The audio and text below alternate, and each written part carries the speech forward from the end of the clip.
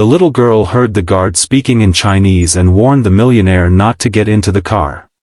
The evening fell cold against the glass windows of the corporate tower when the powerful businessman, fresh from a meeting that would decide millions, was stopped by a small, firm voice.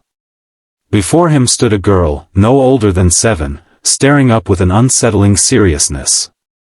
"They said your car will explode," she whispered in clear Spanish, her eyes locked on his. The man frowned and leaned closer, disbelief in his gaze. Behind him, 4 of his personal guards talked quietly among themselves, seemingly relaxed. But the girl's conviction sent a chill down his spine.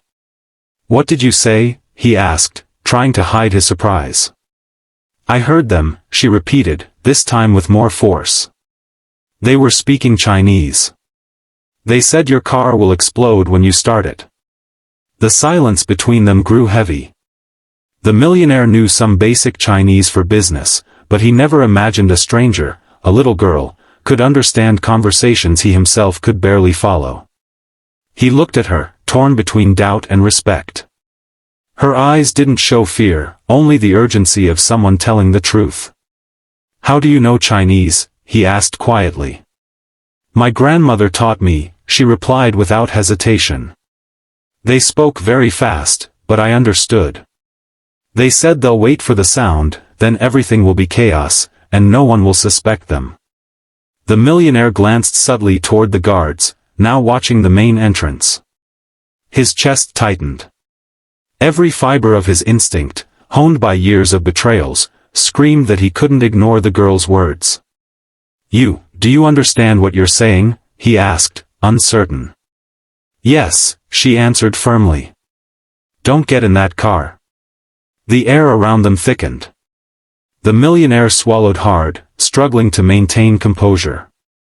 He had been surrounded by private security for years, men sworn to protect him, but this warning shook him to his core. He stepped back and spoke firmly. "Bring me Sanchez. Only him. Now." One assistant hurried off. The millionaire avoided direct eye contact with the guards, but he could feel their gazes, sharp, suspicious. He leaned closer to the girl. "Listen to me. If what you say is true, you're in danger. They won't let anyone expose them." The girl pressed her lips together. "I don't care. My grandmother says that if you can stop someone from dying, you must speak up." Her words hit deeper than any advice his financial advisors had ever given. For a moment, the weight of his wealth, his empire, and his expensive suit felt meaningless before the bravery of a child. Sanchez arrived. The businessman spoke in a low tone without looking away from the guards. "Check the car. Act like it's routine." Sanchez nodded and approached the vehicle parked a few meters away. The guards stiffened, whispering to each other. The businessman's heart began to pound. Something was about to explode, literally or not. The girl clung to his jacket, and for the first time in years, the man who commanded entire boardrooms felt real fear. One of the guards stepped forward, forcing a smile. "Sir, the car is ready. We should leave now, it's not safe to stay here." The millionaire's gaze darted between the girl holding onto him and the guards urging him to move. If he made one wrong step, it might be his last. Then, Sanchez raised his hand from beside the car, a signal only the millionaire would understand. The tension snapped tight.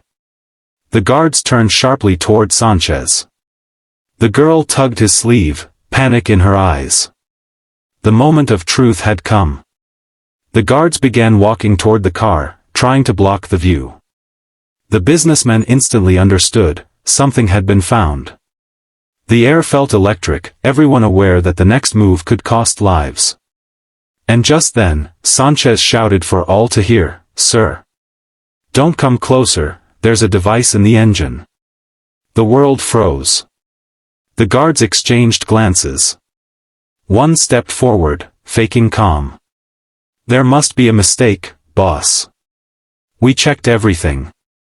The millionaire stared at him with a steel-cold glare he hadn't used in years.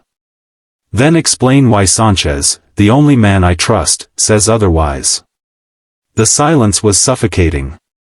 The girl breathed fast beside him. She had saved his life. His own guards had plotted his death point. One of them twitched toward his jacket, but the millionaire raised a hand. Don't even try. Your game ends here. Building security, alerted by the tension, began to close in. Eyes turned toward them. The traitors realized they had lost control. One guard muttered something in Chinese, venom in his tone. The girl translated aloud without fear. He says it doesn't matter, that someone will get you sooner or later. The businessman looked at her with awe and respect. Maybe, he said loud enough for all to hear, but not today. Moments later, internal security agents surrounded the scene. There were shouts, curses, a struggle, but soon the traitors were handcuffed and dragged away. Only when they disappeared did the millionaire kneel to face the girl. You saved my life. I'll never forget what you did. She looked down shyly. I just said what I heard. My grandmother says keeping quiet about something bad is the same as helping it happen. Her words pierced him again. He'd spent years among flatterers, consultants, and greedy partners, but it was a little girl, expecting nothing, who showed him the courage of truth. Your grandmother is wise, he said with a rare, genuine smile. And so are you. A new car was prepared. Before stepping in, he turned to her once more. He knew she had changed not just his day, but his entire outlook on life. Listen, he said softly.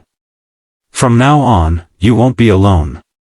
I'll make sure you have everything you deserve, education, protection, and the freedom to always speak the truth. The girl didn't answer right away, but her eyes shone with relief. Finally, she nodded. The millionaire entered the car.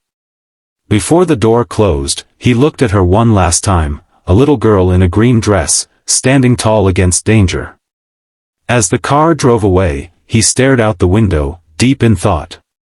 His fortune, his empire, his power, none of it meant anything if he couldn't recognize truth when it came, even from the smallest voice. He had learned a lesson more valuable than any deal. Courage doesn't depend on age or status, it depends on speaking when others stay silent. He never knew if the conspiracy was part of something larger, but he understood that his destiny had changed forever because of a child. Wealth can be bought. True loyalty cannot. With emotion swelling in his chest, he whispered to himself. I'll never underestimate the voice of the innocent again. Sometimes, they see what we adults refuse to. That truth would echo within him forever. And as the girl returned home to her grandmother that evening, neither of them knew that soon the whole world would hear their story. You never know who might save you, or where the truth will come from. But when it appears, the only thing to do is honor it, and remember it forever.